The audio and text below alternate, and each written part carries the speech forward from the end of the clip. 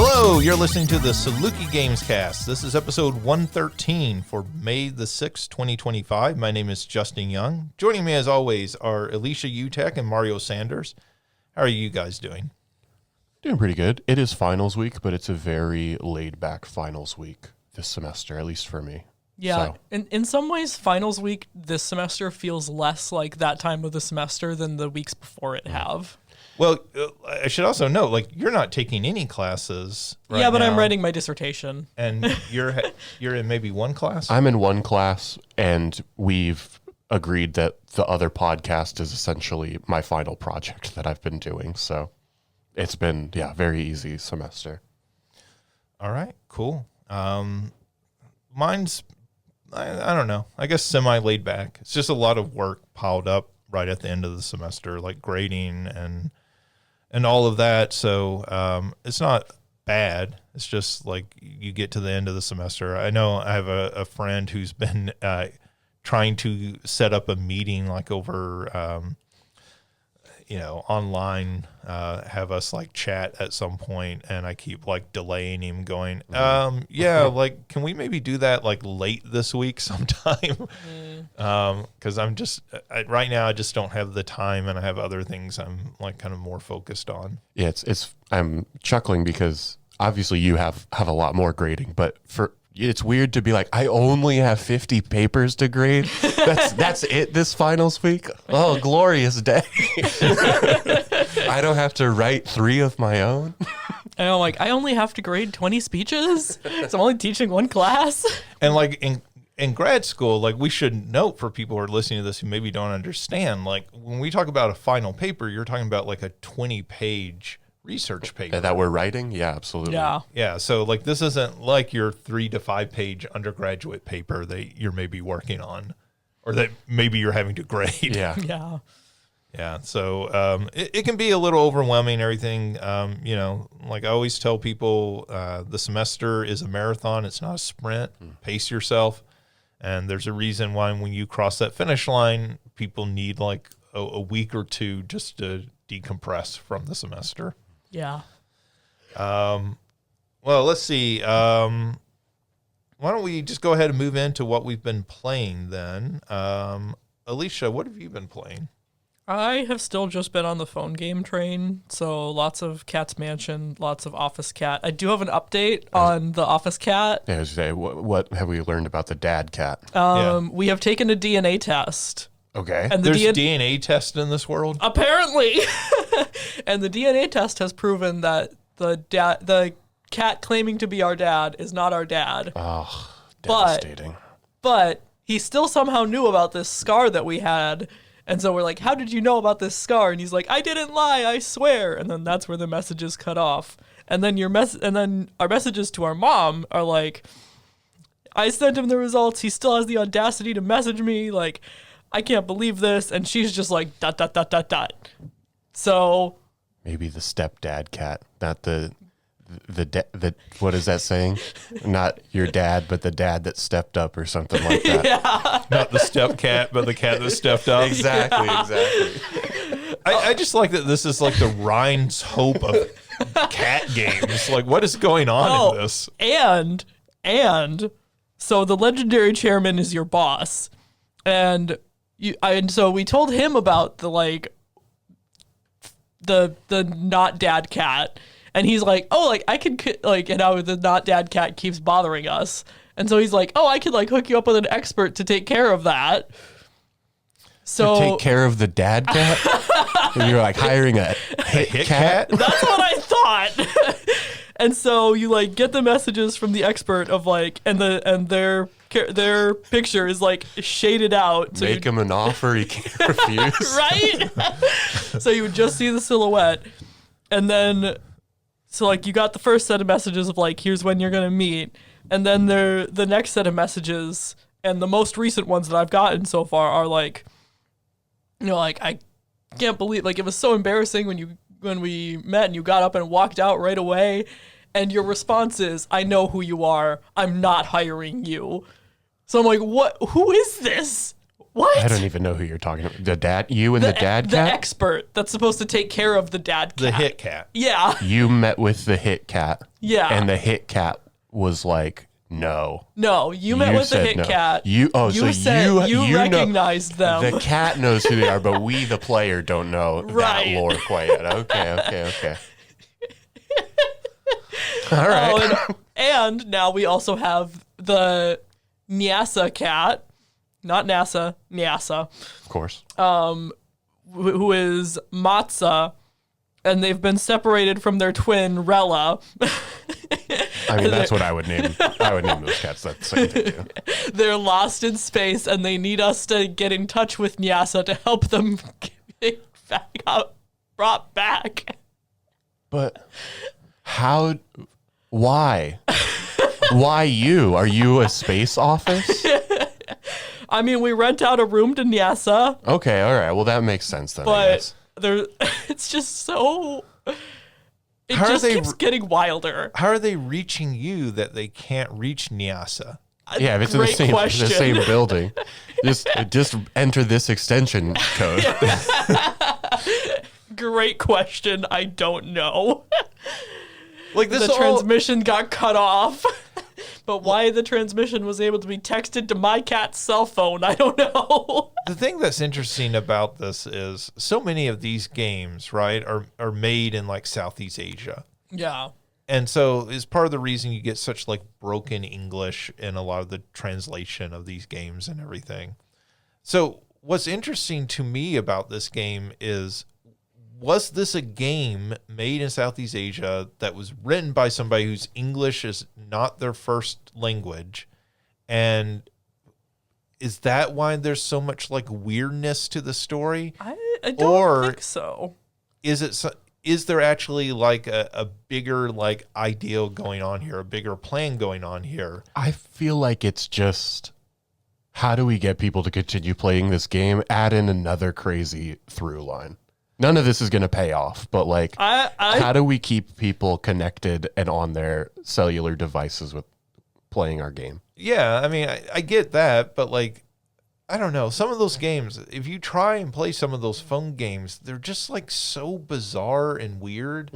Like, I mean, nowadays, I think, well, some of these are being just AI generated.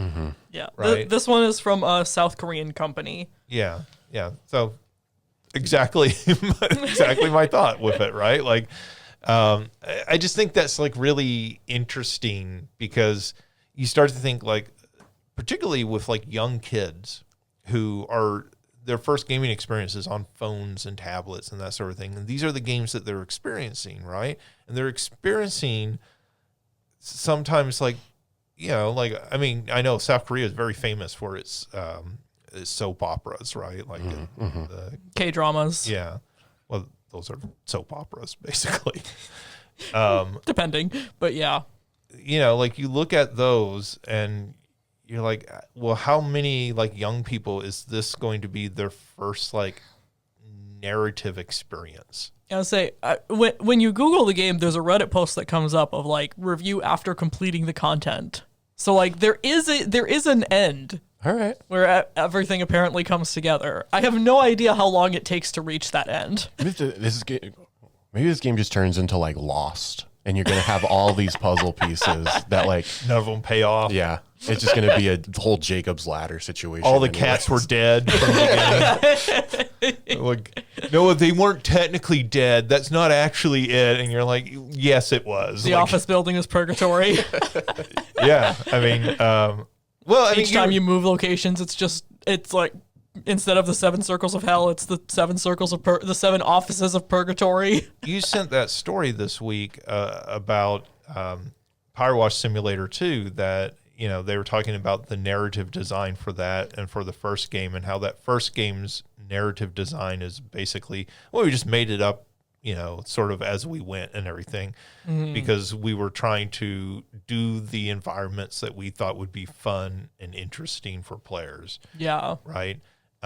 Which is very much how that game feels.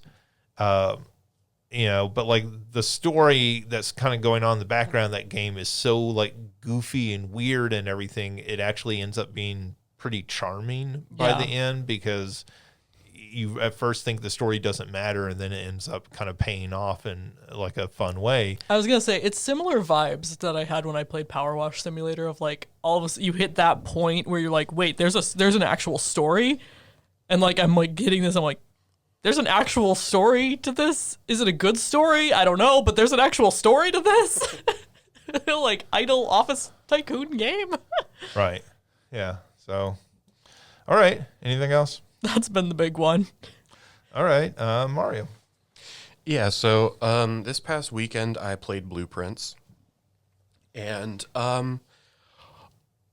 I think that that's a very good game, and I really admire its ambition in terms of like the story that it's telling and the puzzles that it puts together. I also can't help but feel like those two genres of roguelike and puzzle game, while they definitely do like synergize in some ways, I also feel like there are ways in which they clash with one another. And I think the big thing being those types of games, that or a Myst or any of those big, all these puzzles are interconnected, the like aha moment where you finally are like, oh my God, that's it, feels so good.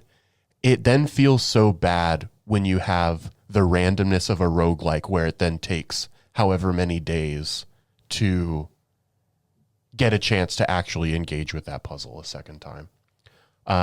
I also think the reason that my other frustration with it is because those rooms are, I assume, to some extent randomly generated, in terms of what you draw at least.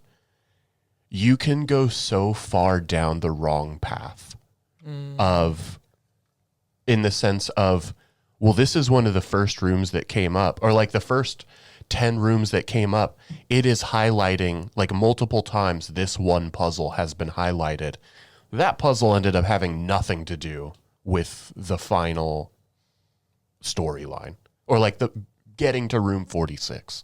It is the like mountains of lore behind the scenes. And so I think, and this I will say, this might just be a me problem. I think one of my problems with the game is Blueprints is like a 1,000 piece puzzle, and you really only need 10 or 50 of those pieces to get to room 46. It gives you all 1,000 pieces at the start, and so you can just be going so far down whatever is not actually necessary to getting to the end of the game. And so I think it can do a better job at creating some boundaries of here's some like, here's a little taste of what's potentially to come beyond. But like, I feel like it needs to like kind of hard wall you at some point where you're like, we need to like reorient you back to the main path. If there's 100 different kinds of rooms, obviously there's more than 45. I don't know how many you start with, but if it's like 60 or 70 rooms to start out of anyways, I think they need to do a better job at creating some like smaller boundaries of like, here's the puzzle for you to play with, and then we'll extend those fences for you once you've gotten more of those pieces of the puzzle. Yeah, I mean, I think that's a fair criticism. I think part of the challenge of that game, right, is the fact that, hey, we're going to throw 1,000 puzzle pieces down here, but this is only a 250 piece puzzle, right? Yeah. So these other 750 pieces aren't necessary to complete the puzzle, but like actually they're completing other puzzles. Yeah, and like I said, I definitely get that. I respect that, and that's why I would say like there are other people who are going to be like way on board with that. I think that to me is just like, I also want a game that's going to respect my time a little bit more than that. Yeah, I can see that. But like I said, that's just me. I do think that it is a fantastic game. I think it deserves to be on Game of the Year lists. it will not be number one for me, but it'll probably be on that list because there are some incredibly satisfying moments of playing that game. And like I said, those aha moments are very good. I just think that for me at least, there are instances where those genres clash a little bit. So that's my feelings on Blueprints. Great game, ambitious game, one that I respect a lot, but I also have some frustrations with. Yeah, I get that. I get that frustration. And I think actually, I think when I originally talked about it, I said that this is a game that's going to turn some people off. Mm-hmm. Like pretty quickly, and I think pretty quickly most people will figure out, is this a game for them or not for them? Because I think when you start figuring out what you're actually trying to do and the the roguelike element of it, I think that is going to be what turns people off versus if this were a more set environment that you were having to go through and everything. Yeah, I haven't played it, but the one that I would compare it to would be something like La Mulana, which is more of a Metroidvania puzzle game where you're unlocking these new areas as you go, but you are jumping back and forth between all of these different ruins that the puzzles are interconnected to, which I think is similar. If you think of each of the rooms, some of those puzzles are interconnected, but the fact that there may just be a run where you don't get access to that room or a run where you don't have the item that you need to interact with that puzzle, that you need there are certain instances where you need multiple pieces to fall into place at the same time. Those were the runs that were most frustrating. Yeah, I mean, I would compare it to games like Fez and Animal Well, these sort of meta puzzle games where the expectation is that you're almost communicating with people outside the game to help solve some of these puzzles. But yeah, I mean, it's not going to click with everyone for that reason. I think that's completely fair criticism of the game. So that's the thing that I've played most over the weekend. But the other thing that I did last night, some friends and I are doing a community event thing, and each week has a different challenge. And so yesterday we did a wiki race, which is I love those. Which is essentially you get launched or spawned into a particular Wikipedia page, and then you have to find all of these other pages and link to them all. And so that was fun to find what is your almost home base? What am I returning to that gets me everywhere? And I think because one of the first ones that I got of the 36 we had to find was Travis Kelce, Taylor Swift ended up being home base because she can basically get you anywhere in the world. Shouts out to the Eras Tour, I guess. And so, yeah, it was interesting. And some of them were so specific in terms of trying to find them. I think one of them, the one that probably took the longest, was ontological argument, finding the Wikipedia page for that. And even on the ontology page, I'm finding all of the other elements of it. And I'm just like, why are you not linking to this one thing that I need? So that was the other thing that we did. And it was fun. Cool. Did you just straight up race, or did you do Wikipedia race bingo? So basically, this is the challenges that we're doing are asynchronous. So our team did it at the same time. We had 90 minutes. Okay. And we had 36 pages to find. So find however fast you could find those, or whoever could find the most pages in those 90 minutes. And so we don't know how other teams did, because that will be that information will be given to us later this week. But yeah, I think we found 34 of the 36 pages. Nice. Yeah, it was fun.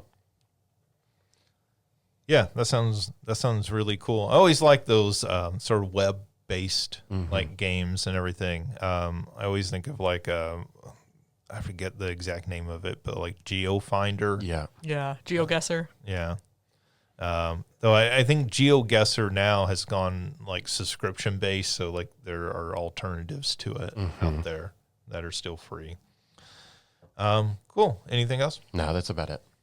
Yeah, so I have not played anything like new really. I've still been playing Clair Obscur Expedition 33. This is the French developed Japanese style role-playing game. I don't really have a whole lot new to say about it. I'm still enjoying this game quite a bit. The thing I think I touched on last week talking about it, and I guess I would just reiterate, is that one thing I am enjoying about it is that the combat is very active. And so, even when you're on defense, you have the choice of a roll or a parry, and you get benefits over the roll by doing the parry, but the parry is actually pretty challenging in a sort of, way that you might expect out of like a Souls-like game these days and everything, with the timing, with new enemies. And so I think it keeps this game more than just the storyline. It keeps it very sort of active and engaging as you're playing through it. So, I'm enjoying it quite a bit. I will say, like, I heard somebody this week talking about it, and like they were having the exact opposite reaction, I think, of what a lot of people are having with it. And one of their criticisms was that it's too French. What?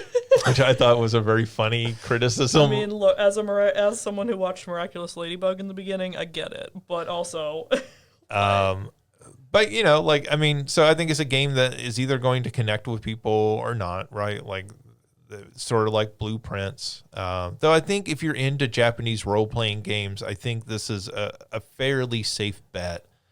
I've heard people criticizing. Well, I was say you might be really into Japanese role-playing games, but are you really into the French?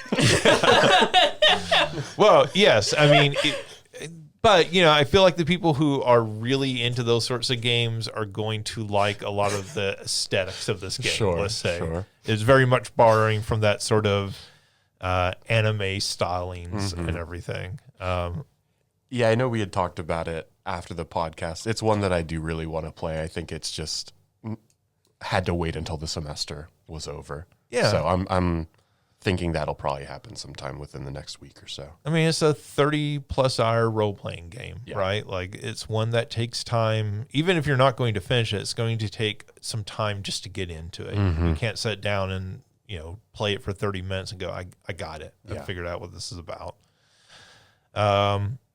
So that, the other thing, I've been doing like movie reports lately. So just one more here real quick. I did go see Thunderbolts this weekend, the new Marvel film. And I found it very entertaining. I found it better than a lot of Marvel's output in recent years. I'm not going to say it's the best thing, because I think people are kind of overstating that. I really like Guardians of the Galaxy 3 and some of the other films that they've done. But I do think this is a step sort of in the right direction for Marvel, a little bit more grounded, a little bit more character focused than some of the stuff that they've done recently. I think I've only seen one of the trailers, but it looks fun. It looks, Guardians-esque, and it's a little silly, and but I might be totally wrong. No, I think it leans towards that. I think it does have elements of that. It also is, I don't know how much of a spoiler this is, but like, it is Marvel's movie about mental health. Okay.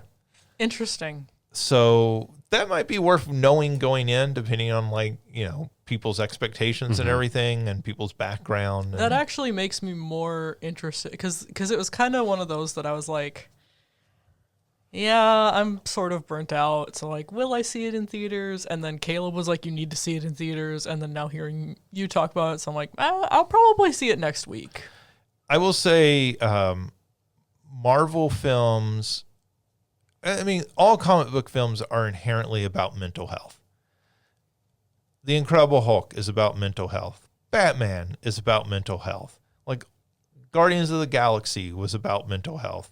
Like, all of these, right? Like, all these characters are traumatized or damaged in some way, right? I think this film just explicitly addresses that in a way that most of those don't. And so I think it's kind of interesting because you've done like 30 of these films so far, and like this is the first one where you stop and go, hey, maybe this is screwing everyone up. Like maybe it being like the end of the world constantly is like challenging for how people cope and deal with that sort of thing. That's exciting because I remember like Iron Man 3 kind of tried to do some of another one some of the PTSD stuff, but it was just such a bad movie overall that. Oh, I like Iron Man 3. Oh, I hated it. But Is that the one with the Mandarin? Yeah. Okay. No, that's the second one. No, the second one is. Oh no, that's Whiplash. Right? Yeah, second one is Whiplash and. What is his name? The wrestler, Mickey Rourke, right? Yeah. Okay. Yeah. Yeah, I don't know. I think 3 was better than 2. It's been so long since I've seen any of those 3 movies, to be honest. But well, it's been so long since those films came out. also, yeah, it's been like probably close to 20 years at this point. Right. It's been over a decade. But yeah, that movie for me was so bad that it just kind of got lost in like, okay, this is the one thing that you did well, and then just a horde of bad things. So it's cool to see them coming back to that and trying it again with what seems like a more well-received movie. Yeah. We'll see like how people like respond to it like long term. I know there are some people who are very frustrated with this film, and I sort of get why, but like you know, I think it depends very much with these movies, like how seriously do you take some of the elements of them. And I just do not at all. And so like when people are mad and they're like, you know, why is Black Widow like a big superhero? She has no special powers. I'm like, Neither because does Batman. It's a comic book. Like who cares? Like it's none of this is real. Like you know this, right? Why does this guy have a cyber arm? Like that's not real. That doesn't make any sense. So anyways, yeah, it's, I think if you like the Marvel films, but you've felt kind of burned post Endgame, you know, like I think there have been good films post Endgame, Guardians of the Galaxy 3 being one of those that stands out. I think this film falls into that good category. It's certainly a lot better than, what was it, Ant-Man and Quantumania? Like that was a bad movie. I completely skipped that one, which is I didn't see that one either. So may I contribute to Justin's movie review section? Sure. I saw Sinners yesterday. Was that last week that you talked about it? 2 weeks ago? Yeah. I don't know. We haven't talked about it, but I feel like last week you said that there's one particular scene in that movie and I don't know if it's the same scene, but there is one scene in that movie that is really, really good. I mean, the movie as a whole is really good, but there is one scene in particular that I think is just truly phenomenal. And so we can talk about it more, but overall, I think that movie's really good. It gets a little off the rails for me at the end, but I think that that's a very good movie. Yeah, it's I mean, I don't think this is a spoiler because I think it's in the trailers and the previews and everything, but I've heard quite a few people say, that was a movie I was really loving the first 2/3 of, and then like I'm not quite sure why it becomes a vampire movie in the last third. I think for me, obviously there's the big scene where they all fight each other. That's also not a spoiler because it's I think also in the trailers or just inevitable. That to me feels like if you were to put Don't Stop Me Now by Queen over that scene, you just have the pub scene from Shaun of the Dead, which I could not see that.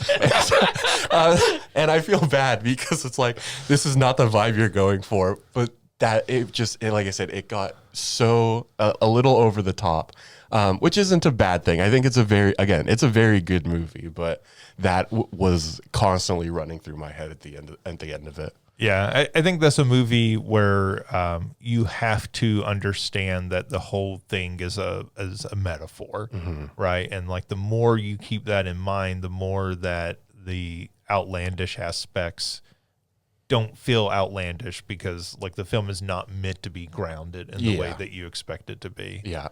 I think that the characters in that movie are really interesting. And there are parts of me that wish we got more of those characters, like more development of some of them. But yeah, it's one that, I mean, just being what it is in terms of like a vampire, not really a horror movie, so maybe like a gothic horror movie, but not horror in the ways that we tend to think of them. It's more of a musical than it is a horror film, really.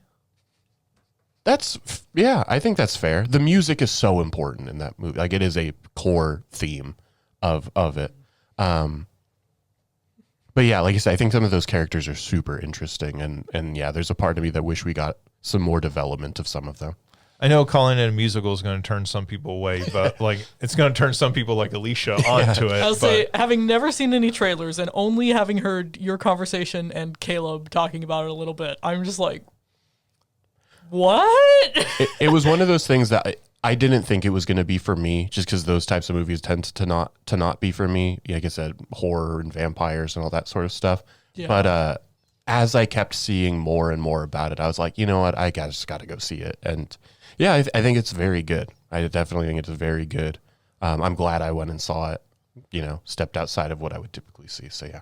I would say this movie is less of a horror film than you're expecting and more of a musical than you're expecting. And like, if you've just seen the trailers, like that would be my like sort of guidance on it. Right. Yeah. It's a horror film the way that Castlevania is a horror game. Right. In the sense that, like I said, it is very gothic horror. And it's a musical in the way that the Blues Brothers is a musical. Yeah. Okay. Not a Rodgers and Hammerstein style musical. But yeah, I think that's a very, very good movie. That's a better movie than Thunderbolts. But Thunderbolts is still like an enjoyable movie.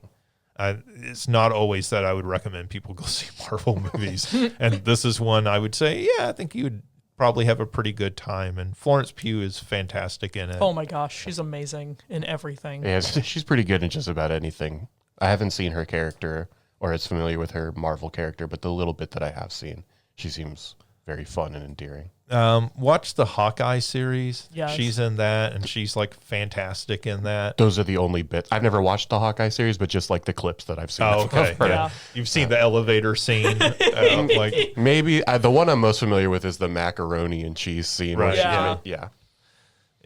Search for the elevator scene. That's really all you need to see. Hawkeye is a pretty good show. You should watch. You should also see Rogers the Musical, bringing it back to musicals.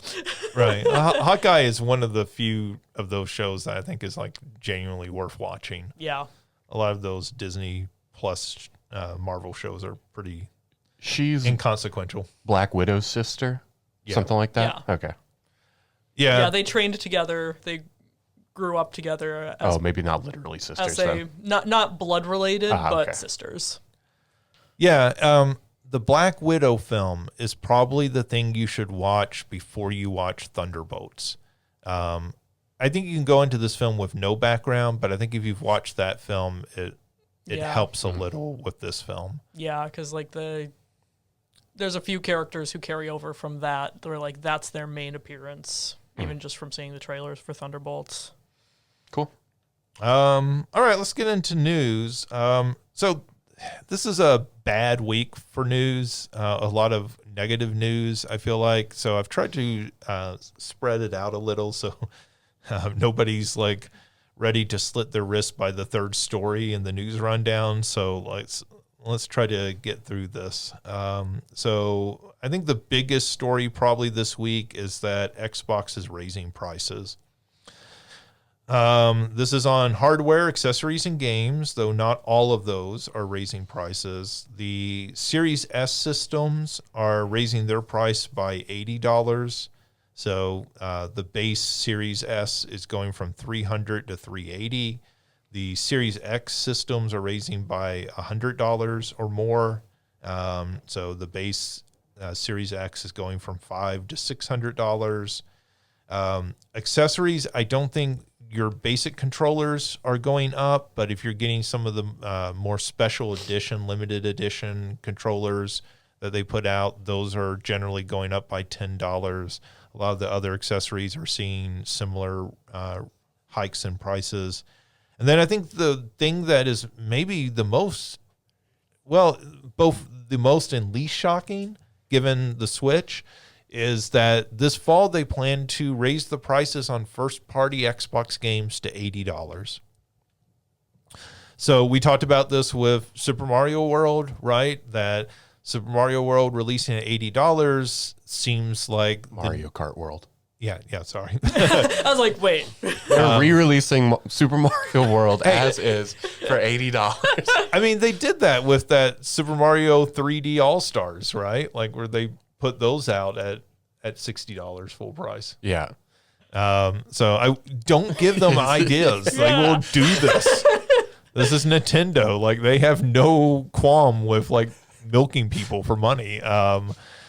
So anyways, Mario Kart World, right, when it was announced at $80, that felt like the new normal. Yeah. That It set a precedent for sure. if Nintendo can get away with that, why would Sony and Microsoft also not try to get away with that? Why would third-party publishers not try to get away with that? Yeah, I mean, you compare a game like Mario Kart World, and it's just that name, right? Like that name is the one that's ingrained in my head. It's going to probably trip me up for a long time to come. But you look at a game like Mario Kart World, right? And the production budget on that was nowhere near, say, a Spider-Man 2. Yeah. Sure. You would think so. So if Sony can get $80 out of that, right, that goes a lot longer towards paying off that development cost. Yeah. And that's been such a big conversation that we've had, right? Is Right. games if they're getting more expensive to make, well, one way that they get that back is by making them more expensive to buy. Yeah. I think, like you said, I wish I was more surprised. And yeah, it's like, yeah, we knew this was coming. It just still kind of sucks for us. I will say, I didn't realize the Series S was that expensive. I thought it was less than $300. Well, Maybe you can find it for less than $300 pretty easily, but I think this is the manufacturer suggested retail price. Okay. Right. I think in the past, the Series S has been available for as cheap as $200. that's where I've I seen it. remember Yeah. Yeah. So let's talk about like why a company would do this, right? Because the knee-jerk reaction to this is going to be, well, a couple of things. First, there's Game Pass. Mm-hmm. If you have an Xbox, why would you be buying a first-party game? Because you would get that game via Game Pass, and it seems ridiculous to own an Xbox and not subscribe to Game Pass. Mm-hmm. Right? But we know that Microsoft now views themselves as a publisher everywhere, right? Everything's an Xbox. Yeah. Every screen, right? Yeah, we talked, last week or 2 weeks ago about how successful Forza Horizon 5 is on PlayStation, how successful Indiana Jones and the Dial of Destiny, no, not Dial of Destiny, Great Circle. Dial of Destiny's the I'll film. say Dial of Destiny was the movie. How successful it's been in its launch on PlayStation. So when you start looking at that, right, this isn't so much about selling it at $80 on the Xbox. This is about selling it $80 on the PlayStation. This is about selling their games for $80 on the Switch. Sure. $80 on the PC, right? Yeah. So they're not that concerned about Xbox because they figure people who are in that Xbox ecosystem, I would imagine most of them have Game Pass. I have Game Pass. You have Game Pass. Yeah. Or this convinces them to get Game Pass. Right. And pay a monthly also fair. thing instead of paying $80 every time. Yeah, because if you can get it for whatever it is, $15 a month on your Xbox or your PC, assuming you have a PC that could play it. I don't. It's the same thing of what we were just talking about with Mario Kart World of why would you not get it for $50 Right. than $80? The other like perspective on this is, well, won't they sell fewer pieces of software, right? If you raise the price, and any sort of price hike is going to result in fewer sales. Well, I was going to say, and to go back to what Alicia's saying, right? We always think about like that subscription model is probably far more preferred because we're getting that money from you every month. Right. Yeah. Well, Whether or not you're utilizing the service or not, you're still paying for it. Yeah. And the reason companies like that is because they can count on that money. It's more predictable. Right. So like Mario, you subscribe for a year to Game Pass Ultimate. They know that they're getting $15 from you every month, right? That's much easier for them to make plans long term about their finances. And that is more than $80, right? Right, At right. the end of the day. But like, okay, so they're going to sell fewer copies at $80, right? Like that's just basic logic. But they're also making fewer games than they made 10, 15, 20 years ago, right? All these companies are putting out fewer games. Like we talk about like the indie games, right? But like Microsoft doesn't care about the indie games. They care about their games, right? They're raising the price on their games. They're not raising the price on all games on the system. So they're putting out fewer games. Those fewer games are going to sell for more money. So their idea is, well, yeah, maybe you buy fewer games than you would have 10 years ago, but those fewer games that you're buying cost more money each time that you buy them. So essentially, like we're balancing out in the long run, right? Or hopefully making more money, but at the very least, like balancing out more and everything. Because we're publishing fewer games, we don't have to sell as many different games. We just have to sell a lot of copies of these like 5 or 6 games that we put out each year. Mm-hmm. And if we can do that at $10 more a copy, then fantastic. And I think that's really where these companies are coming from, right? Fewer bets, but the bets that they do make will be bigger. And that's just because they've gotten into this arms race of every game has to be this is what we talk about in the film industry, that, everything has to be a $200 million plus blockbuster.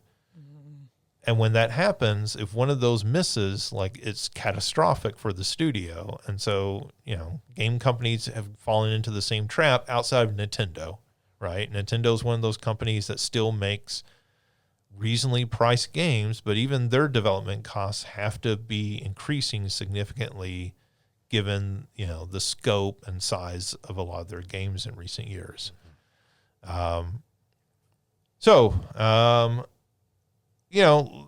That's all the like sort of business meanderings of this.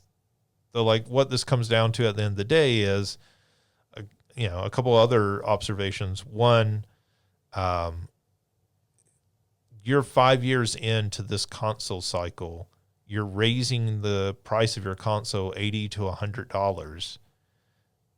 Traditionally, at this point, you would be dropping the price because you would be trying to get those people who couldn't afford or didn't want to put down $500 initially for a system, right? So now you're saying to those people, like, we don't want you, essentially. Yeah. Right? Those people, like, and so Microsoft to some degree has said, well, it's more important to us to like make a profit than it is to gain additional market share. Mm. Like we don't think we're going to get those people who are trying to buy a $200 or $300 console. We've given up on those people, essentially. And part of that is because they're in third place, right? They're behind Sony and Nintendo. Like this is Microsoft sort of, again, that strategy of everything is an Xbox. Like, they don't care if you buy Xbox hardware. Well, and also I think, one of the things that people have talked about all along with the Switch being affordable is like it being the family game system. And like we've talked before about like you don't really see Microsoft and Sony making first party family games anymore. So like Right. do they need to still be as affordable if you're making games that are meant for folks who are adults, maybe don't need to worry about, okay, am I getting this to share with my kids? Or is this just for me? Right. Well, and I mean, but like even from that perspective, right? Switch 2 is $500. Yeah. Right? Like, is the Switch 2 any more affordable than a Series X that's also 500? Well, now 600. Yeah. Right. Well, that's its own can of worms, but the other thing we should address is this is almost inevitably going to be tied to tariffs, and certainly tariffs play a part in this, even though Microsoft is an American company, their hardware is manufactured overseas. But the other thing to think about with this is when you saw inflation go up in this country, you saw companies raise their prices even if they didn't need to, right? Because if everyone else is raising their prices, why would you not also raise your prices alongside everyone else? Like if all the other restaurants are having to raise their prices, if you're McDonald's, why would you not raise your prices? Because that's just more profit you can get. Mm-hmm. So when we look at these game companies, one of the things you have to also consider is they're looking around, they're seeing other companies raise their prices, and they're saying, if we don't do it now, we'll never get a chance to. If we do this 5 years from now, we look like greedy bastards doing this. If we do it right now, we can go, oh, it's not our fault, it's the tariffs. Well, I feel like that was the same conversation we had. I mean, granted, they have continued, but like when there were all of those layoffs, right? It was like, well, we can do this. We've got now. more layoffs to talk about later. We can do this now because every other company is also doing these layoffs. We are not going to get hit with the same amount of bad press. Yep. Yeah. So, all our friends are jumping off a cliff, so we can too. Well, in this case, more all of our customers are falling off of cliffs. We can push a few off too while we're at it, right? And I mean, this is not good for consumers at the end of the day, regardless of like whether Microsoft really needs to do this or not. At the end of the day, this is not good for the consumer, right? Video games have, I think about during COVID, during the 2007 recession. Video game sales tended to go up because they were a sort of long form piece of entertainment. You go buy yourself a new Persona game, it's going to give you 100 hours of entertainment, right? Versus a movie ticket to see a 2-hour movie, or even a concert for, a 2 or 3 hour concert. This is going to give you long form entertainment at home. And now that that's becoming cost prohibitive in some ways for some people, right? Like you start to wonder, like, what are the long-term effects for the game industry, particularly a game industry that's already, you just brought up, Mario, like doing mass layoffs and has been over the past couple of years. And as we'll talk about here in a few minutes, it's continuing to do mass layoffs. How will that end up affecting the game industry? And I think the game industry inevitably is reshaped by all of this. So not happy news to begin with there. I guess this is also not happy news, but maybe like it's the least unexpected news. Grand Theft Auto 6 has been delayed from this fall until May 26, 2026. So basically, almost a little over a year from right now where we stand. In response to this, Take-Two stock fell 10%, which you can kind of imagine. This is their big game, right? This is their big moneymaker. So this is, I think, sad news if you're looking forward to Grand Theft Auto 6. I like those games. I think Grand Theft Auto 5 is a really well-made game. I don't care about the online aspects, but just as a single-player game, I think it's really good. But I also never thought that game would make it this year. Because Grand Theft Auto 6. Yeah, because I feel like they always delay their games. Yeah. I don't know if I believe it'll make that May 26, 2026 date either. I mean, you could make the argument that this is one of the biggest games of all time, right? Like when it releases, it might be. And so that's going to be a hell of an expectation to hit. And so, I mean, games this fall were being held back from announcements because people were waiting to hear an official release date for Grand Theft Auto 6 because they wanted to steer clear of it. Mm-hmm. Yeah. You know, in the way that people used to do with Madden or Call of Duty. I was going to say, I feel like this is going to be like, I remember being in school and when Skyrim came out and everybody skipped the next day of school because they were at home playing Skyrim. Like that's going to be this. Yeah, it's up even bigger, right? Like Yeah. I think this is even bigger, more mainstream than Skyrim. in terms of like other like massive expectations, I think the most recent one that I feel like is on par would have been Tears of the Kingdom. Yeah. Yeah. It's in terms of like how much of an expectation based on the last installment. Yeah. Right? Right. And I might go so far to say that Grand Theft Auto 6 is even bigger than that.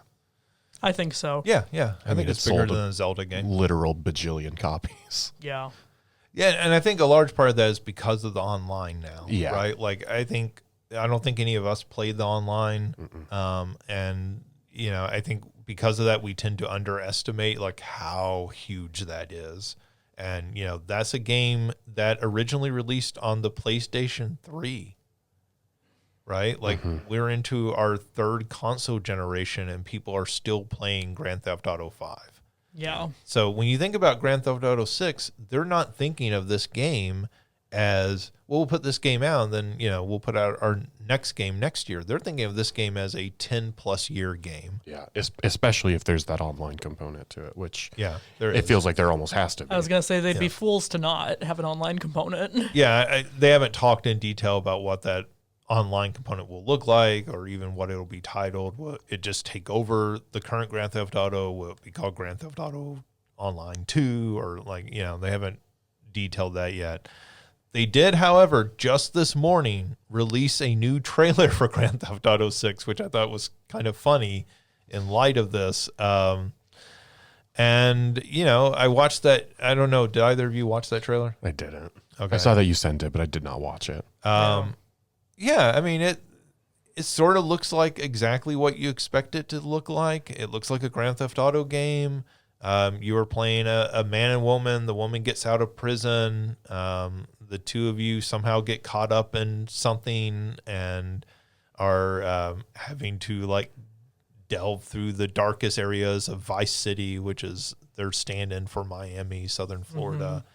You know, they showed the things that you would want in a Grand Theft Auto game set in Florida. There are airboats and jet skis and all that kind of stuff that, you know, certainly looked interesting and fun to play. The thing that is not included in this trailer that there had been big rumors was that they would have a stand-in for Disney World in this game.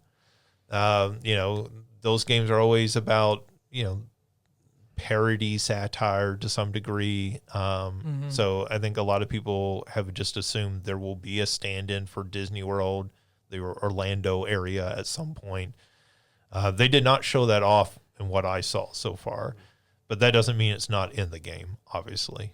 Did they have, I remember forever ago, I remember OJ talking about when OJ was still on and like you guys talking about whether or not they were going to still have the radio.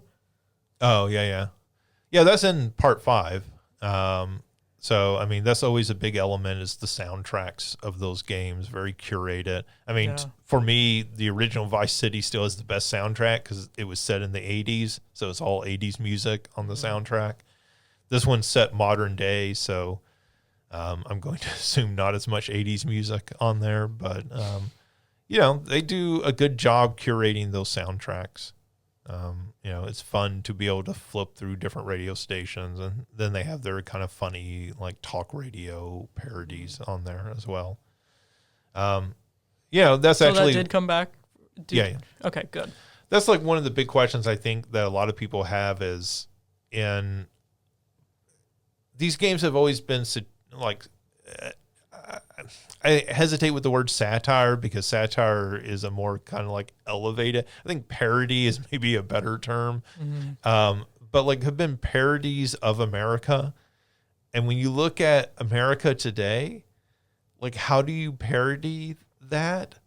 Like, like we have the president, we have the White House Twitter account tweeting out a picture of an AI generated picture of the president as a Sith Lord on May the 4th. Oh, I thought you were going to say the Pope picture. That was also AI generated. Yeah. I mean, also the Pope picture. So like, can they do anything that's like that farcical? Yeah. I mean, this is the problem that everything has, South Park and other things. Like, can you out farce something that's beyond farce? Yeah. So I don't know. I guess we'll see. Let's see. Some good news. Ecco the Dolphin is coming back. The original game and the sequel, Tides of Time, have been announced that they're getting remastered, with a third new game also coming in development. They said after those first two games, this is a lot of the original team behind those games, that after they remaster those, they're going to make a new game that takes advantage of modern hardware and graphics capabilities. They also have placed a timer online that is counting down to the date of April 25th, 2026. So I don't know if that's when those remasters are coming out or when the third game will come out or what exactly that's counting down to. But that's cool. Like those were very popular games at the time during the 16-bit era. I remember having one of them on the PS2, and I don't think my sister and I played it a lot, but I remember enjoying it. Yeah, I mean they're not. They stood out because they were very different games for the era, right? They also had very good soundtracks. So, interesting games. And I think people have clamored for a long time for them to do a new one of those. So it's kind of exciting to hear that. Yeah. It'll be interesting to see what the remasters of those look like, if they're going to like completely redo those or they're just talking about essentially just putting those out now for modern systems. Speaking of remasters, Gears of War is getting another remaster. So they've already remastered the original Gears of War once. They are remastering it again in a new version called Gears of War Reloaded. It is going to feature 4K 60 frame per second gameplay in the single player component, up to 120 frames per second in the multiplayer component. And it will be coming out this fall on Xbox Series S and X, PC, and PlayStation 5 on August 26th. So this is kind of funny because when they originally made Gears of War, they actually worked on a PlayStation 3 port of the original Gears of War. And that has leaked over the years. So there's actually, if you search, there's footage of the PlayStation 3 version of the original Gears of War. Now, some almost 20 years later, it is actually coming out onto the PlayStation platform. So yeah, this feels like another one of those major tent poles of the Xbox brand coming to PlayStation, right? We got Forza Horizon. We're getting Gears of War. It's really only Halo that's left at this point that, and I think we all expect at some point the next Halo will come out on PlayStation, PC, at the same time it does the Xbox. So if you had any doubts about Xbox being fully a third-party publisher, this sort of confirms that. Let's see. Nintendo is suing Genki, That's the accessory maker who showed off a 3D printed Switch 2 back in January. So at the Consumer Electronics Show, some companies were already showing off Switch 2 accessories. Genki actually went the extra step and 3D printed what a Switch 2 would look like so they could put their accessories onto it, attach them to it. So this was one of the first sort of looks at what a Switch 2 would look like that got out there, and people debated how accurate it was or not. Turned out it was pretty accurate. And now Nintendo is suing them for this.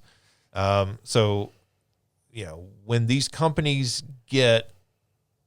accessory companies, right, in order to have accessories at launch, Nintendo, PlayStation, Xbox have to give specifications for their system, well in advance, right? So these companies can start developing their accessories.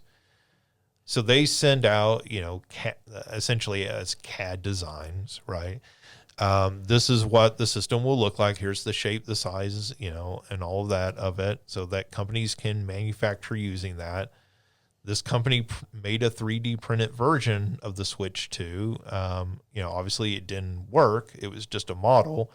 But when you are doing that, right, you have to sign generally some form of non-disclosure agreement that you're not going to make this information public. Same thing with Apple and iPhone accessories, right? Sometimes that stuff does leak out, but it's generally leaking out because it's leaking out in the factories in China that are manufacturing this stuff. The companies themselves aren't actually leaking those accessories. Yeah. And leaking the dimensions for the iPhone. So this seems like one of those obvious things. This company's probably in some pretty hot water. Yeah. That seemed really stupid at the time that they were doing it. And come to find out, Nintendo may move slowly, but eventually they'll get you. I'll say this is probably really, like, as soon as you started talking about it more, I was like, oh yeah, I remember this from January. And it's like, yeah, this feels like Pal World 2.0 of like, yeah, Nintendo was going to come for you at some point. I think what you're saying is just like, what a way to sever ties with one of the biggest gaming companies right out there. That is like probably a big part of your company itself. Well, you also wonder, like, does a company, I don't know that Genki or Genkai maybe, I don't know if they make accessories for the PlayStation, but does Sony say, hey, we're not giving you our stuff in advance? Yeah. Can anybody trust you at that point? Yeah, because this is you as a company blatantly doing this. This isn't a leak. Yeah. This isn't your server got hacked or something, right? This is you intentionally did this. You went to CES and showed this off. Yeah. Sort of like blatantly, like in Nintendo's face. And of course, Nintendo is going to respond to this at some point. Yeah. I'm kind of surprised a lawsuit. I thought they might just revoke like their, License or yeah, something. their license. Like maybe they could continue to make unlicensed accessories, but you don't have that Nintendo seal of quality on there. Yeah. Yeah. So let's see. Tyler McVicker, who is a known leaker of Valve.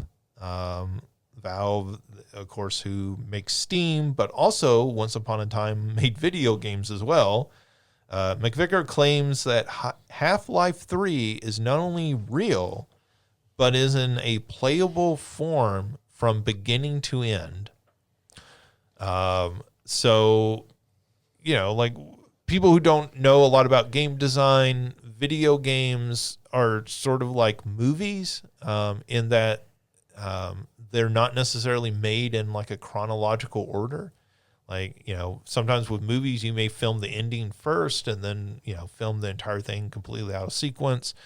In a video game, you may work on different elements of the game, different components and everything. So, part of your opening of the game may not be finished while the ending is completely done, and, vice versa.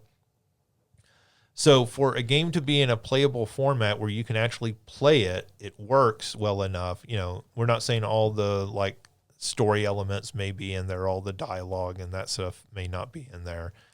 Graphics may not be fully complete and that sort of thing. But like for it to be playable where you can start from the beginning and play all the way through the end means that that game is pretty far along in development. One of the statements was that this is the furthest it has ever been in development because we know that Valve has started and stopped Half-Life 3 development a few different times. And so this is the furthest they've ever gone into that development. That makes it seem like this will probably be a finished game at some point, unless, you know, they are of the size and they're making enough money from Steam that they could look at this and go, yeah, this isn't actually very good. We're going to kill it. So they could still do that. They can do that at a level that most game developers can't, but you know, at least right now we can say there is something playable to Half-Life 3. That's kind of exciting. Like, I don't know how I feel about a Half-Life 3 because I don't know how you follow up that game. It's been so long. The expectations are so high at this point. You know, I don't know that anything that you do with that game is going to meet expectations. I don't know how you just don't disappoint people with it. That game was so influential. It's so changed, you know, first-person shooters. I mean, that's got to be 23, 24 years ago at this point. Early 2000s, yeah, because that was the Half-Life game they 2 launched came out. Steam with. I feel like around 2001, 2, somewhere in there. You know, that game... 2004. Oh, okay. Oh, okay. Yeah, a little later. Maybe the first one is 2001-ish. The first game was like 98. Oh, okay. Because Half-Life 2, actually, they had to restart development because it leaked out. And so they restarted development on it at some point. Yeah, so cool. You know, I'm at the point where I'll believe it when I see it. And at this point, I think, you know, I sort of just think like Valve at this point, I think we may just wake up one morning and open up Steam and there will be Half-Life 3. Like, you talk about a game... that would be sick. You talk about a game you could shadow drop. Yeah. And it would set the world on fire. Yeah. Like, That would be sick. I don't know any other game that you could do that with because you own the distribution platform. Yeah. Right? You're like, you don't have to hype this game. In fact, maybe not hyping it will do the game good. Yeah. Because I feel like any sort of hype that you put into this game is just going to make people go even more over the top with their expectations. I think if anything, this game, they might want to temper expectations. Yeah. I feel like people will go feral over it no matter what, but right. Yeah, there's a way that shadow dropping for this, I think, like you said, would be better than like, here's trailers and here's like trying to build hype and then right. Okay, doesn't meet hype. I think if they do release trailers and that sort of thing, I think it'll be a very short turnaround. I think we might get a trailer and then the game comes out a month later or something. They don't need to do a big campaign for this game. Yeah. And again, it's also a game they're going to release entirely digitally, at least first. Let's see. The Louvre in Paris is ending their Nintendo 3DS audio services program after 13 years. So if you were not aware of this, the Louvre in Paris had Nintendo 3DSs, and when you went in, you could pay to rent one of them. And then as you walked through the Louvre, it would use the geo-tracking in it to like tell you about the painting that you were looking at. And you could scan them using the camera in the 3DS, and it would give you like images that you could zoom in on and like manipulate and everything on the screen. So they're ending this program after 13 years. I guess it wasn't French enough. Well, yeah. I mean, maybe they had Clair Obscur on those 3DSs as well. They have not announced what they said they will have a new program. They haven't announced what that is. I've seen people go, well, is it going to be Switch 2s you're going to use and walk around with? I don't think so. Yeah, I'll say my guess is that they had a contract with Nintendo for so many years, and now that it's expired. Yeah, apparently Nintendo was quite proud of that program. They even released a version of the software you could just download to your 3DS and kind of like explore the Louvre even if you weren't there. I think it probably makes sense with modern phones just to release an app that does all this. I feel like modern phones are more than capable of doing that. But there's something kind of fun about that. I mean, it reminds me of, they had a similar deal with the Seattle Mariners where you could like take your, I forget if it was the 2DS or 3DS, but you could like make orders. Like you could order food from your seat and like have food delivered to your seat and everything using your 2DS or 3DS. And I think that's fun that Nintendo does stuff like that. Yeah. I'm not taking probably my 3DS to a ball game. Like that seems weird to me. But I remember that girl. I told you I went to that concert and the girl like broke out her Switch before the concert began. So, it's not unheard of that people are carrying these devices around with them. Maybe the app maybe it's a special feature on the, what is it, Nintendo Today app? Yeah, there you go. They're going to do the Louvre app through the Nintendo Today app. That would give some purpose to that Nintendo Today app, at least. I mean, you could see maybe Nintendo developing the app for them, right? Like they've already developed that software. Nintendo makes apps now. Yeah. And, like, hey, we're going to, like, use the Nintendo characters to guide you through this. Mario is going to be there. Mamma mia, I want to see Mona Lisa. She no princess, but.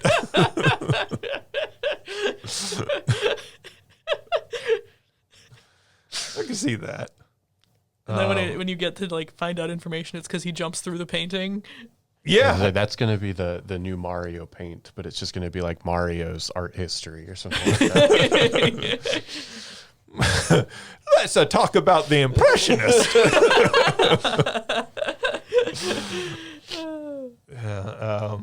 I mean, again, something fun, whimsical. I kind of like that the Louvre did that. That was a fun way to do that.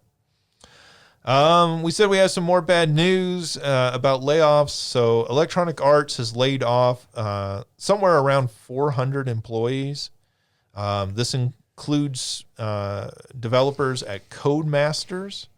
As a result of that, they're ending development on any rally games. So at one point, Codemasters had 3 different rally racing game series. There's the Colin McRae series, there was the World Rally Championship, and a third one I'm forgetting right now offhand. So they are not currently Dirt was the third one. They are currently not developing on any of those franchises, which is kind of crazy. Like when you think about their history as racing game developers. But they are no longer working on any rally games as a result of this. Respawn, 100 of those layoffs at least came from Respawn. As part of that, they have ended work on 2 different projects. One of those, a Titanfall related project. So, Apex Legends is sort of a Titanfall spinoff. It's set in that universe and everything. There have been some false starts of follow-ups to Titanfall 2. This is obviously yet another one of those false starts. There was some speculation that it was an extraction shooter set in the Titanfall universe. But yeah, it looks like they are canceling that project. So yeah, I mean, we kind of talked about this earlier, right? Companies making bigger bets on fewer games. So, part of the paring back of their staffs is, yes, they did staff up. They did overstaff during COVID. So some of that is certainly expected. But part of it seems like these companies are, hey, we're not going to make as many of those small to mid-sized games anymore. The games that we make we expect them all to be major blockbusters. Everything's got to be a home run. Yeah. Yeah.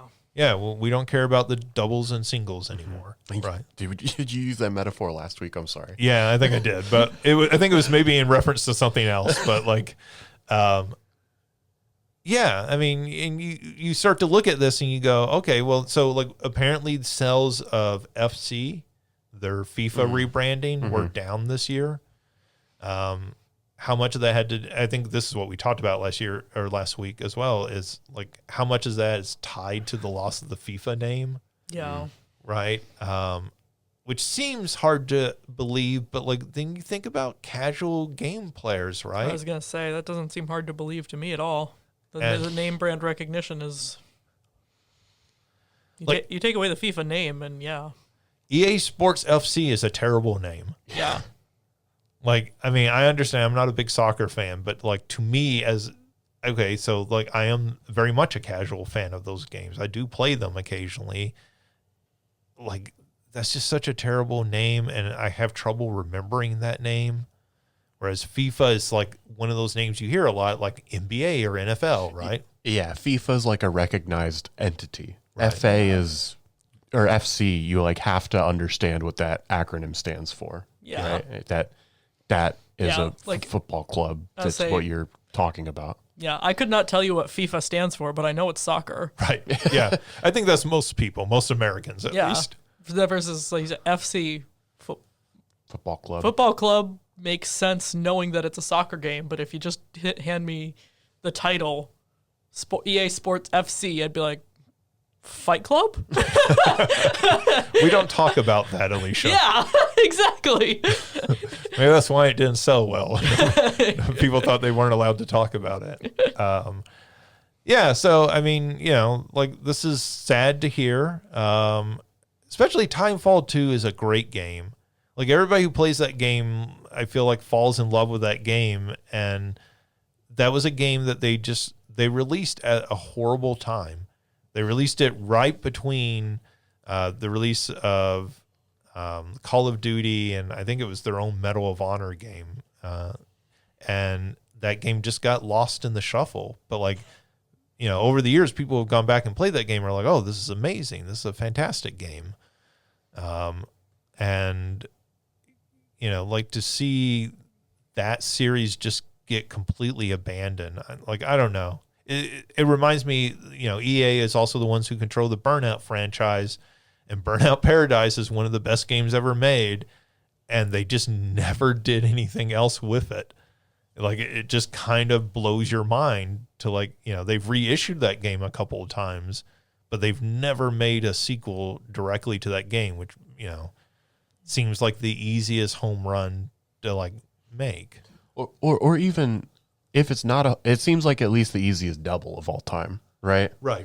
And so it's that makes it even more frustrating when you realize everything has to be, it's a boom or bust sort of mentality. Yeah, a Burnout Paradise 2 may not sell 20 million copies, but it could sell 5 to 10 million, easy, right? I imagine that original game has sold over 5 million copies over its lifespan. So, yeah. Okay, so we've got more bad news here. So games journalism has been, if like people developing the games have been hit hard in recent years, games journalism has been hit 10 times harder. And so this week we had what I think has been one of the worst weeks for games journalism in recent memory. Certainly I think maybe the closest would be the shutdown of Game Informer, particularly how that was handled. The fact that it was like, people were just like shut out and locked out. So Polygon, which has been one of the best games journalism sites, really started as a site that pulled people from a lot of different sites. Some of the people who had been working at Joystick via Engadget came over and helped start that up.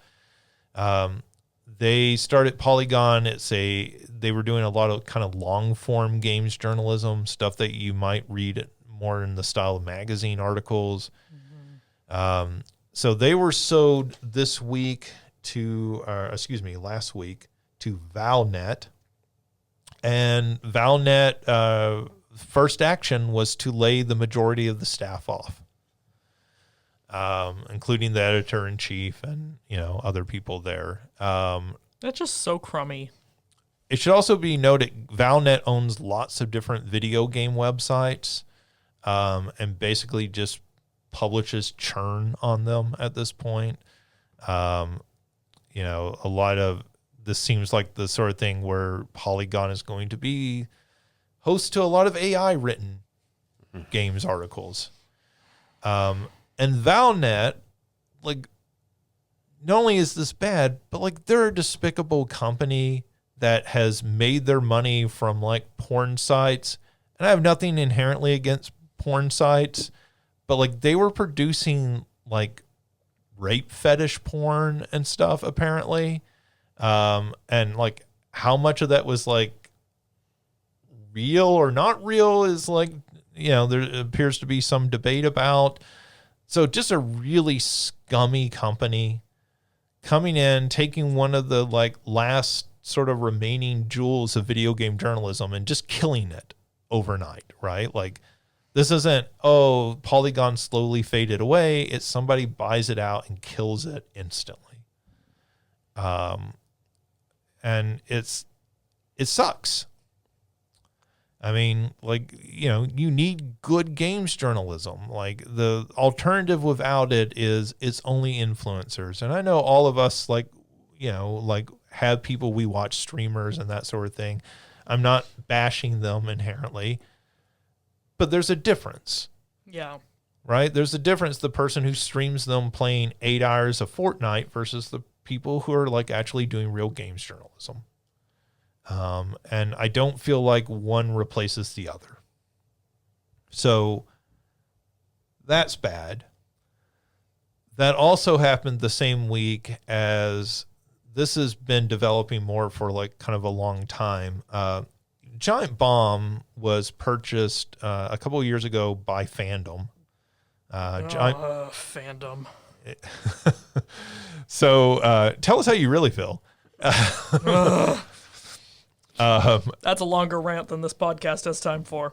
Well, you're about to get a long rant from me. So anyways, they've been passed off through a few different companies. They were at CBS Interactive for a long time, then to a company called Red Ventures that had purchased them and the CNET brand. And then they were passed off to Fandom, along with GameSpot, which, at one point had also been one of those sort of crown jewels of video game journalism, but has certainly been hit rough in the last few years. When they were sold to Fandom, there became an exodus of the company. So a lot of the original founding members, or people who were at least there right at the beginning and been there the entire time of Giant Bomb's history, people like Vinny Caravella and Brad Shoemaker, they left. And then Jeff Gerstmann, who was one of the original founders of the site, not too long after they left, was fired from the website, sort of unceremoniously. Apparently he got called into a meeting and was told, "Hey, we heard that you're thinking about leaving the site." And he said, "Yeah." And they said, "Well, you should just leave." Apparently how it was kind of handled. So they did bring in people to kind of try to save the site. So Dan Reichard, who had been there years before, came back. Jeff Grubb, who has been one of those big news sort of leakers, breaking news and that sort of thing, came in. And it was certainly not the original Giant Bomb, in part because they were no longer in a location altogether, right?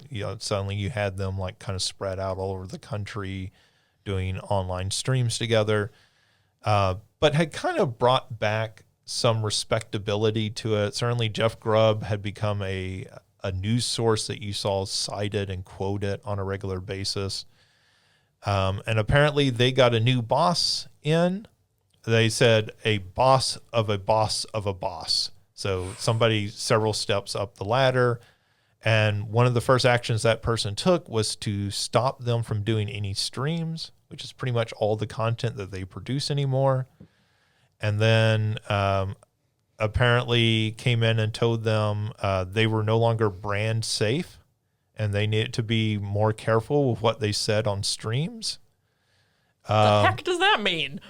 It meant they were not safe for advertisers. It meant that they were making jokes about brands and probably some off-color jokes that they worried would upset brands.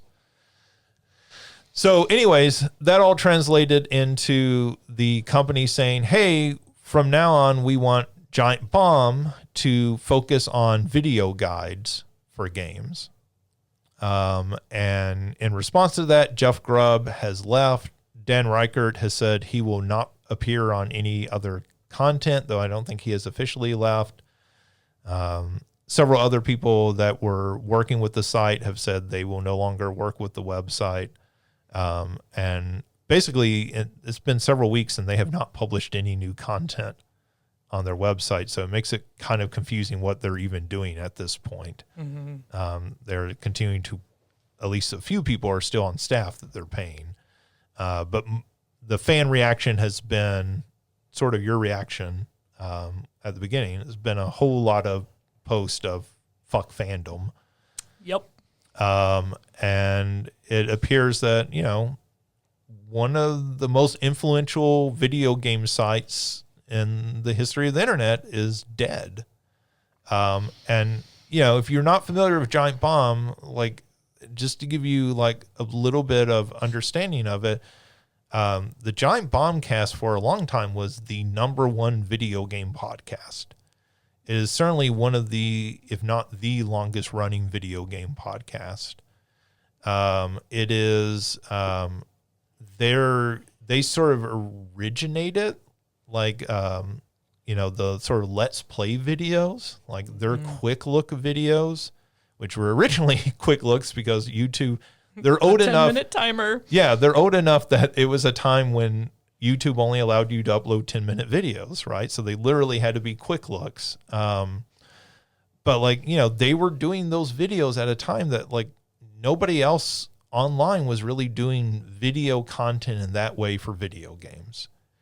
They were doing live streams of playing video games at a time when the tech just didn't even really exist to do that easily. So they were taking video switchers and having to unplug and plug cables in and everything to, make this work. So, it's not just that we're losing a video game site. We're losing a video game site that is largely responsible for most of the video game content and the media content that you see of video games today. I don't think it's outlandish to say, not that this stuff wouldn't exist, but it probably might not have existed at that moment, right? Without them doing it first. Yeah. So certainly your streamers, certainly, all the video game podcasts such as this one, a lot of that stuff would not exist without Giant Bomb. So again, to see it killed off in this way, in a completely unceremonious way, and to think about where this leaves the game industry today, right? What do we have that's covering video games from a more journalistic perspective? Not a simple streaming side, right? Which, again, nothing wrong with that. But different functions. I think so, right? I don't trust people streaming video games to give me honest reviews of those games. Mm-hmm. I just don't, right? I don't think they're bad people, not because I think they're bad people, but because, I understand the way that system works. And oftentimes when you see somebody streaming a game, it's because a company's paid them to stream that. Mm-hmm. Yeah. Right. And I think like without that, right, in the form of Polygon and Giant Bomb and GameSpot and IGN, and look, I know there are problems with all of those, but without that, like the game industry loses something that to me, and maybe that's because of my age, that was really important. When I was a kid, the way you found out about video games was magazines. Well, and even you look right now and like the YouTube channels that do market themselves as more like the kind of like journalism focused, Some Ordinary Gamer, Carl Jobst, they're all getting revealed to have screwed the pooch at some point and screwed things up where it's like, okay, cool, I don't really trust you anymore either.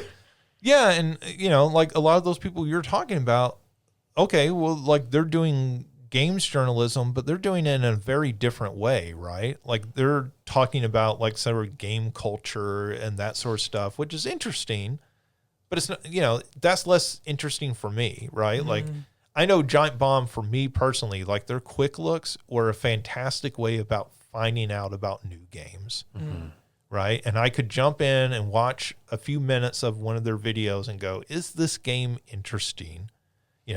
Games like Gang Beast that like I would have heard of or not heard of for years until later had they not, done streams showing that game.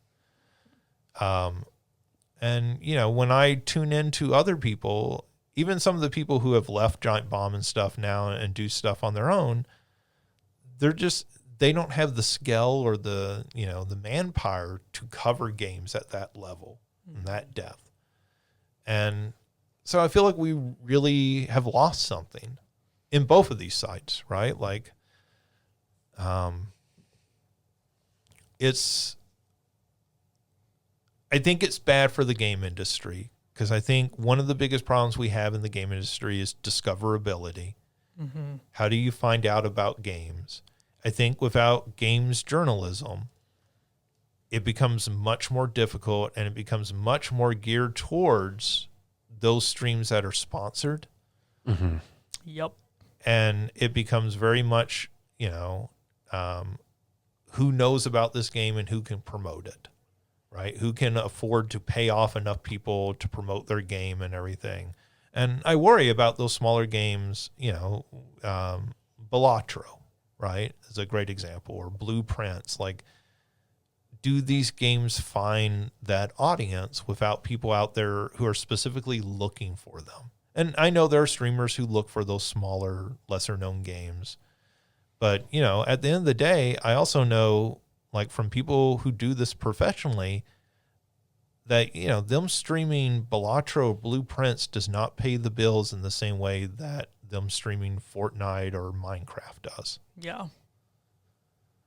So, if that's what we're going to go to, an independent streaming-based economy for how we talk about games, it really does seem like the smaller games, the lesser-known games, the more niche games are the ones who are going to get the short end of the stick. Mm-hmm.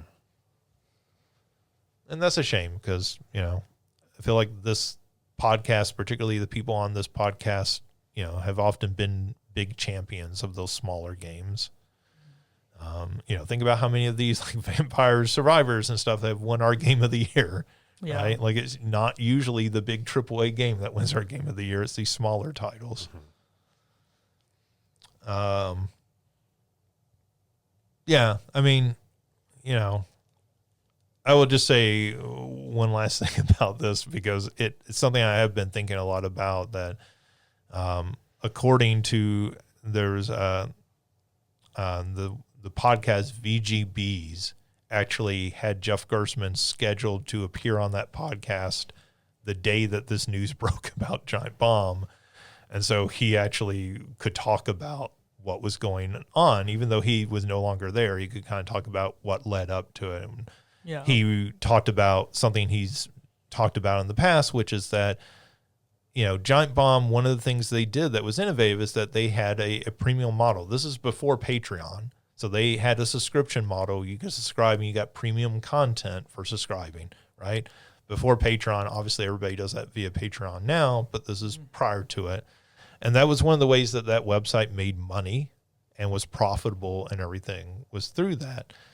And he talked about, like, we were profitable. We had one of the top podcasts in the world, and they could not figure out how to sell advertising for it. And so they just weren't monetizing that podcast, like the people over him, right? Yeah. The people who own the company. And he said, they basically like did not capitalize off it and then complained that it wasn't making more money. And I think one of the things that people should understand, if people don't know this already, is how often that happens. That companies don't actually run out of business, people run them out of business. Yeah. Right? Like Giant Bomb didn't die because there wasn't a dedicated fan base. It died because the people in charge didn't understand that fan base and they didn't understand how to capitalize off of it. And that the people there might very well have been telling them, do this, do this, do this, and just nobody would listen. And see it happen all the time. Yeah. I mean, I have been in this exact situation at jobs. And my favorite was a job where we were told we were not profitable as a department. And we said, well, we have more than enough majors to make us profitable as a department. And they said, oh, well, not according to our formula.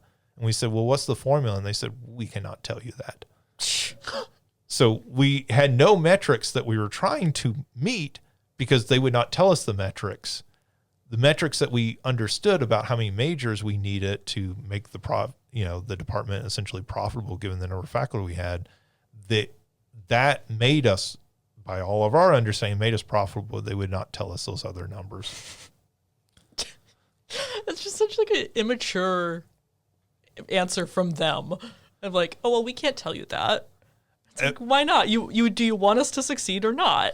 They told us at one point they would give us that formula, and then months passed, like maybe a full year. And then finally we were like, hey, like you still haven't given us this formula. And they're like, yeah, we can't give you that. Yeah. No, I which is basically the answer that there was no formula. I was going to say, I can think of a few instances, even in fairly recent history, where I've run into that with, and I'm like, yeah, you just don't want to admit that you don't have a real answer. Yeah. I mean, and it's frustrating as hell, and good things die and good people leave.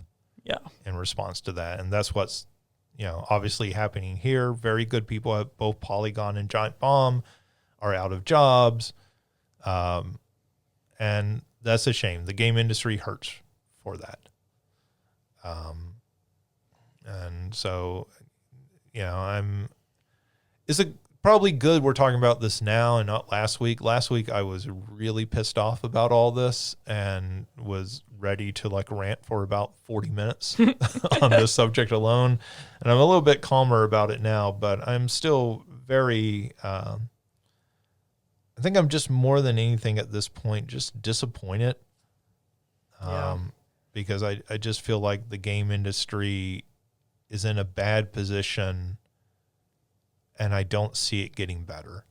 Like I don't see Polygon and Giant Bomb being replaced by equivalents anytime soon. So, some happier news, I suppose. There was a new study put out by the Entertainment Software Association.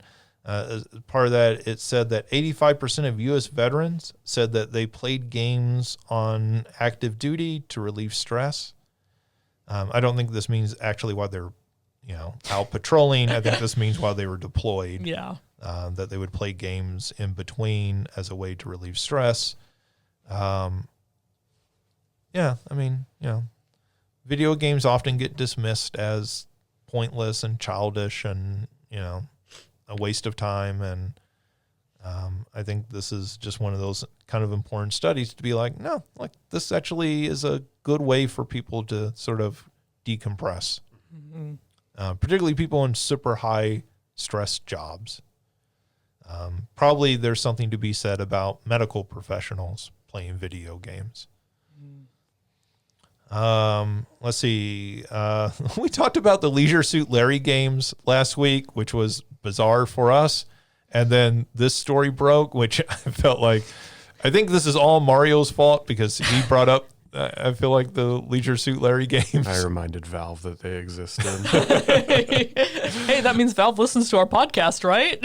Yeah. Valve, like, you can take your time with Half-Life 3, like do some other good for the game industry, not banning Leisure Suit Larry. But the classic Leisure Suit Larry games are being delisted from Steam. This actually has nothing to do with Valve. This isn't a censorship thing. Apparently Electronic Arts is in some way involved in the publishing of these games on Steam. And this seems like a thing where that deal may have expired, and so they are pulling the games from there. Obviously, like with other things on Steam, if you already own these, you can keep them. This is just in the case, like they will no longer be available for purchase. Did they put out I know when you first shared the news, it was like, they'll be delisted soon.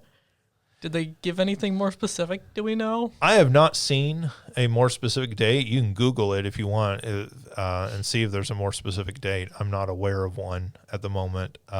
They are still available. My understanding is on Good Old Games. So if you go to GOG, you can still get them.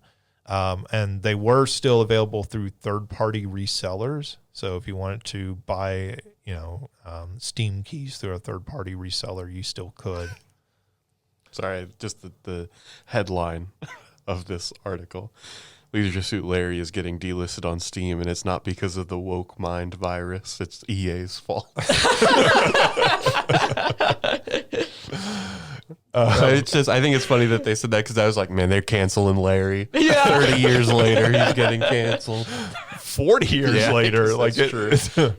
Those games have been around forever. I mean, that's part of what we were talking about last week, that those games feel really quaint now compared to what your expectations might be for them. Yeah. I know I had a student the other day in class ask me, or right after class, she asked me about the game that had been pulled from Steam in the UK because it involved some like sexual violence and that sort of thing. And when she was talking to me about that, it was like right after we had talked about Leisure Suit Larry, and I was like, Leisure Suit Larry's so quaint compared to this article, just from a quick scroll, I did not see a date on there, but yeah. So I mean, people can debate the quality of those games or the like potential offensiveness of those games. Like I said, I think those games are incredibly mild compared to what people expect of them. And I think it's one of those things that they have their place in like a game's history, right? We think about those like Sierra point and click style games. Mm-hmm. Sure, yeah. I mean, that was one of the classic franchises, right? Mm-hmm. There was the King's Quest series, and Police Quest, and Quest for Glory, and then that was like one of their big tent poles, and they were putting one of those out every few years. There's like 10 of them. There's like 3 more recent ones, but like 7, I think, that are considered this classic series. Yeah, that you're talking about. They're not. I mean, look, I've played one of these, I think, actually with any serious time, and it's not an amazing game, but it's like a pretty good one of those point and click adventures from that era, right? And again, like it's mostly like a bunch of double entendres is like really what you're dealing with in the gameplay. And pixelated sprites of women in strip clubs, but covered up. Like, so, if that's like, and Larry is like played as this like sort of the butt of the joke and everything. Yeah. So, I mean, I think you're right. These are classic games from a preservation standpoint. Like, it would be a shame if these games were not available, easily anymore. Yeah. Let's see. This just broke last night, as far as I know. GameStop Canada has been purchased by a toy maker who's in part an owner of McFarlane Toys, and they will rebrand as EB Games Canada going forward. Sort of distancing themselves from GameStop in the U.S. by going back. EB Games returns. Right. And my thing is why not just go even further back? Why not just go, we're Electronics Boutique? That's what the EB Games I was going to say, what does EB stand for? I feel like this is going to have the same problem as EA Sport FC. Like, what? Well, I think there were EB Games for a long time, but Electronics Boutique is what it originally stands for. But they could go even further back, and they could go to the name Babbage's, which is what they used to be even before that. That would be fun to just say. Yeah. Going to pick up some games for cheap. I'm going to Babbage's. Yeah, I mean, it was a cool name. That was back when they were primarily a computer game store. It was EB Games at the mall that I was in my hometown. Mm-hmm. Yeah, they've gone through several names. I think actually they combined at some point. That could be, because I was like, I've never heard of EB Games. It's always been GameStop for me. Well, I think Electronics Boutique and Babbage's merged at some point. I think they were separate chains, and then they became EB Games, and then maybe GameStop. I don't know. I forget the chronology of how that works, but they've changed their name multiple times over the years. And yeah, this is kind of interesting just because seeing them depart from the GameStop proper company means that there might be something to this company surviving in Canada. Certainly GameStop in the U.S. is on borrowed time. It seems like one of those companies that is going to be dead sooner rather than later. It'd be cool to see a game chain survive in some way. As games go more digital, I don't know what that looks like. Maybe as a classic game store. Yeah. Maybe there's a possibility for that. Hopefully not just Funko Pops. Oh, please no. Funko Pops and T-shirts. Yeah. Oh man. I went into a Hot Topic not too long ago, and I was kind of actually surprised by how anemic Hot Topic had become. Yeah. There's almost nothing for sale in there. I was talking the other day with somebody about all the stuff that I went to Hot Topic for as a preteen and teenager, that's all at Box Lunch now, which is still owned by Hot Topic, but it's just better. Well, and Hot Topic used to be the goth store, right? And then it was the goth, emo, fandom, everything. Well, but before that, they transitioned into more of that pop culture stuff over the years. And now that they just seem like we're here, but we're not for long. Yeah. They sure do sell Funko Pops. Yeah. Well, somebody has to, I guess. There's too many of those things to get rid of in the world. I was say, does someone have to? Can't we just forget they exist?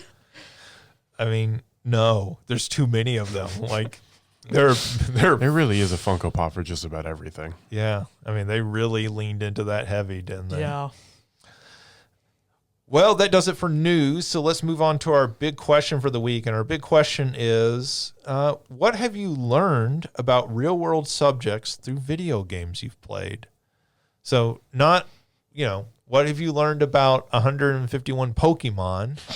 Wow. But what have you learned about something that exists in the real world? For your information, Justin, there's 1,025 Pokemon. You could be making up that number, and I'm not. I have no idea. I would completely believe I'd believe if you told me there's 10,000 Pokemon now. No, there's 10,000 Digimon. Don't even get started on Yu-Gi-Oh monsters. Yeah. But has there ever been a subject in the real world that you've learned about by playing a video game? I mean, it's hard to call it I guess I'm going to start. It's hard to call it a real world subject, but I did always find with 999 and Virtue's Last Reward and whatever the name of the third one is, Zero Time Dilemma, they use it's a lot of pseudoscience, but I do think like those sorts of things can be interesting in the ways that they'll like tether them as part of their narrative. So like the very first game is all about like morphogenetic fields, which again, it's not real, but it's very interesting to use that as part of like a storyline, and then to like look into, you know, just like the history of like how science like got to a point where it thought that that was a real thing and all those sorts of things. So I think that's one thing that I would probably say.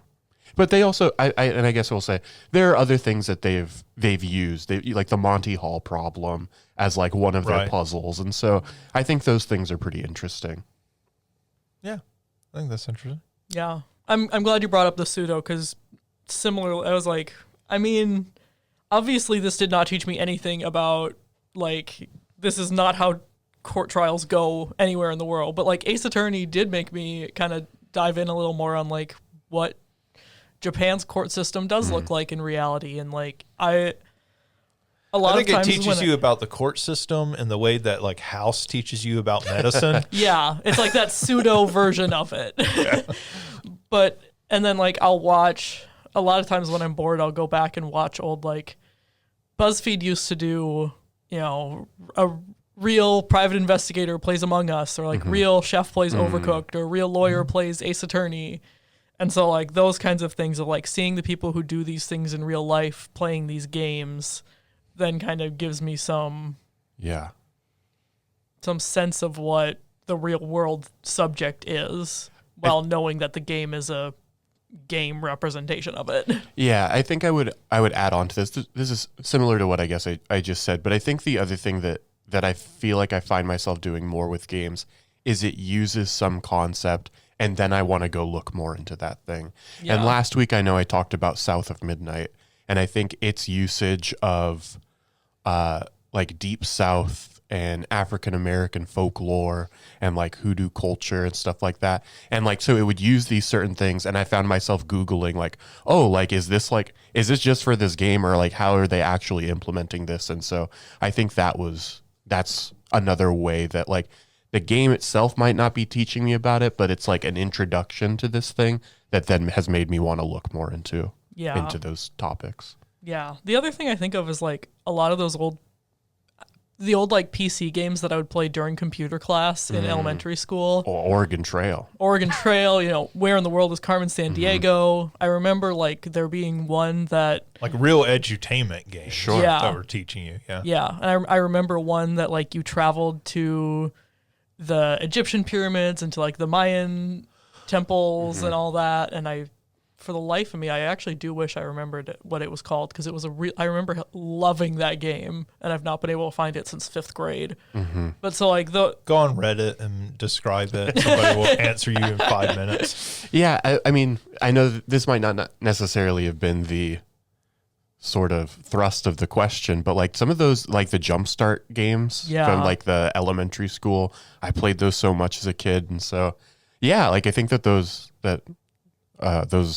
types of edutainment games, those are so interesting in terms of I might not necessarily remember a ton of the things that I learned in them, at least at this point in my life, but I know I learned it. Yeah, the ways that they blend those things. Yeah, we've given like 4 answers each now. If you would like to now give your answer, Justin. Well, I mean, you've touched on like some things, like Carmen Sandiego was definitely one of them, right? Like playing those games, like just learning, you know, trivia about different places around the world, and that sort of thing.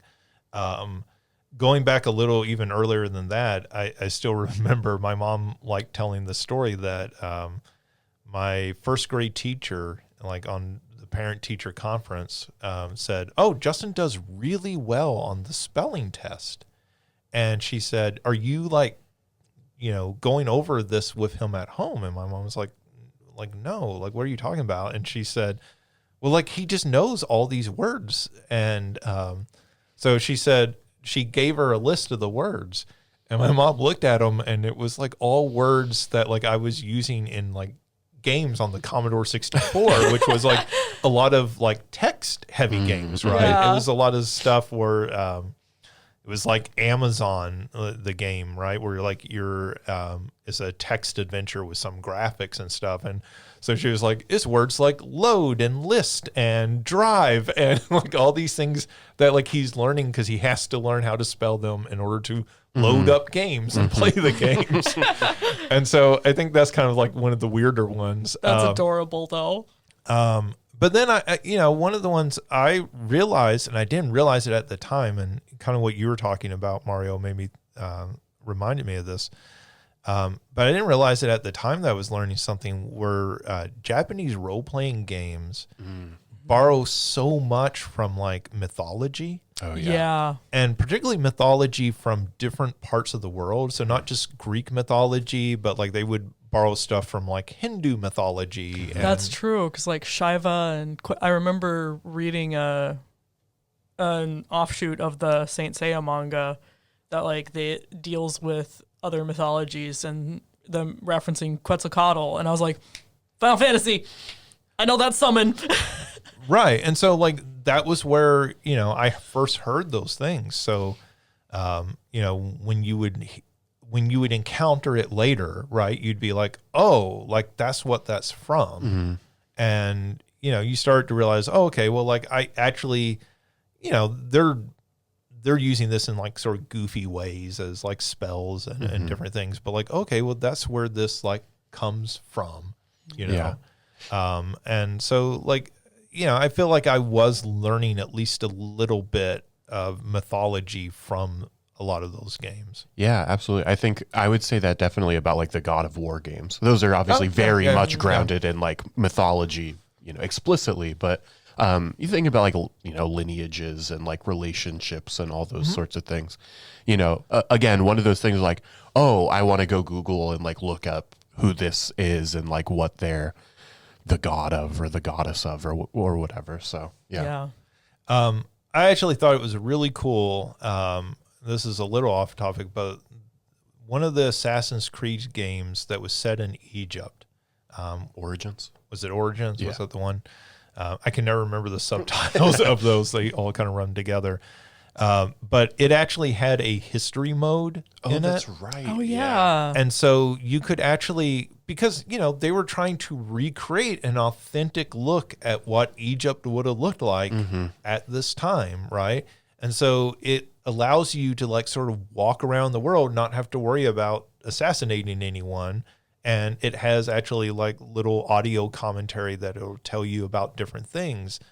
And, like I think there's something to be said for in trying those Assassin's Creed games, and our games have done this as well, like in trying to recreate a real time or a real place, right? Essentially create a learning tool.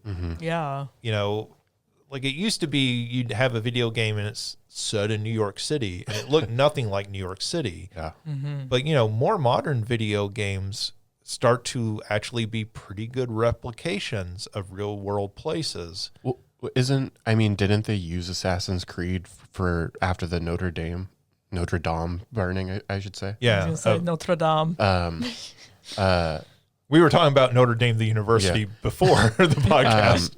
But yeah, like it goes to show the level of like detail and depth that goes into, in this sense, the architecture, but like in terms of like setting of the world and the culture, like a lot of research has to go into those sorts of things.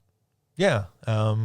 So, I think there's quite a bit that people learn from video games. Sometimes passively, right? You don't realize actively while you're doing it that you're learning something. I imagine most kids playing an Assassin's Creed game aren't realizing at the time, like, oh, I'm actually learning something, about the history of Jerusalem, like while I'm playing through this. But that's cool that they are learning something there. I always think there's probably something more interesting to like kind of delve into that with that history. I know I've read a few papers that kind of dive into that, looking at like Mafia 3 that's set in New Orleans and, kind of looking at some of the historical details in there. So, All right. Well, that does it for this week's episode. Thank you to Mario and Alicia for joining me. Thank you to everyone out there listening. You can always check out more of our content by going to salukigames.com. You can help us out by subscribing to the podcast if you don't already, or by leaving a positive review on one of the podcast platforms, because that makes more people like find out about this podcast and everything. Obviously, sharing the podcast with a friend helps as well, because we always want to get more people and hear from more people. If you want to send us suggestions, comments, questions, or big questions, right? Because we get those sometimes from listeners. You can send those to justin.young@siu.edu. That does it for this week. We'll be back next week with another episode. Until then, play something fun. Have a good week.